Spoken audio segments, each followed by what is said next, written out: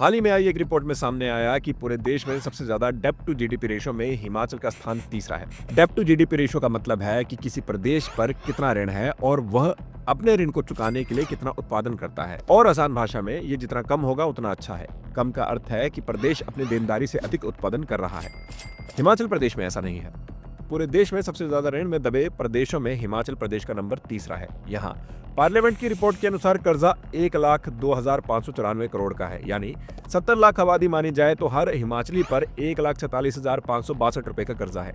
आपको शायद मुख्यमंत्री का वो बयान भी याद हो जिसमें उन्होंने एक दफा कहा था कि कर्ज को चुकाने के लिए भी कर्ज देना पड़ रहा है। और जिस प्रकार प्रदेश कर्जे के नीचे दबा है और कर्जा चुकाने के लिए हमें कर्जा लेना पड़ रहा है। खैर, पुरानी बातें भूल जाते हैं, नई पर आते हैं। इस साल का बजट तो आपको याद ही होगा, जिसमें वित्त वर्ष 2025-26 में हिमाचल प्रदेश सरकार प्रति 100 रुपए में से 24 रुपए विकास कार्यों पे खर्च करेगी। इसके अतिरिक्त वेतन पर 25 रुपए, पेंशन पर 20 रुपए, ब्याज की अदायगी पर 12 रुपए, ऋण अदायगी पर 10 रुपए और स्वायत्त संस्थाओं के ग्रांट पर 9 रुपए खर्च किए जाएंगे। यानी 100 रुपए में से 22 ऋण और उसके ब्याज को वापस करने पर खर्च किए जाएंगे और 45 रुपए वेतन और पेंशन देने में। ये दो लाइबिलिटी 67 रुपए ले गई।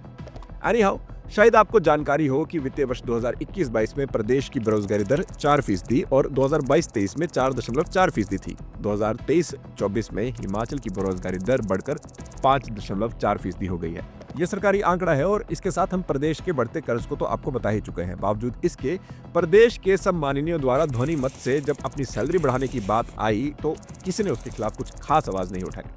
पक्ष का तो समझ आता है, लेकिन विपक्ष को भी नहीं लगा कि जिस खराब इकोनॉमी के लिए वो सरकार को घेरते रहे हैं उसे और खराब करने में उन्हें सरकार का साथ नहीं देना चाहिए। नए संशोधन के अनुसार हिमाचल में अब विधायकों को 70,000 रुपए मासिक वेतन मिलेगा, जो पहले 55,000 रुपए था। ऐसे में विधायकों के वेतन की 15,000 रुपए की वृद्धि हुई है। वहीं दैनिक भत्तों को भी 1,800 से बढ़ाकर 2,500 रुपए कर दिया गया है।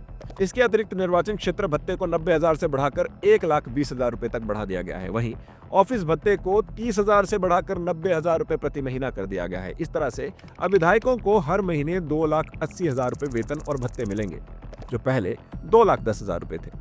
हिमाचल में मंत्रियों के वेतन और भत्ता संशोधित विधेयक भी पारित हो गया। प्रदेश के मुख्यमंत्री के मासिक वेतन की अब 20,000 रुपए वृद्धि हुई है। सीएम का वेतन अब 95,000 रुपए से बढ़कर 1,15,000 रुपए मासिक कर दिया गया है। इस तरह सीएम को अब 3,40,000 का वेतन और भत्ता प्रति माह मिलेगा, जो पहले 2,65,000 रुपए प्रति माह था।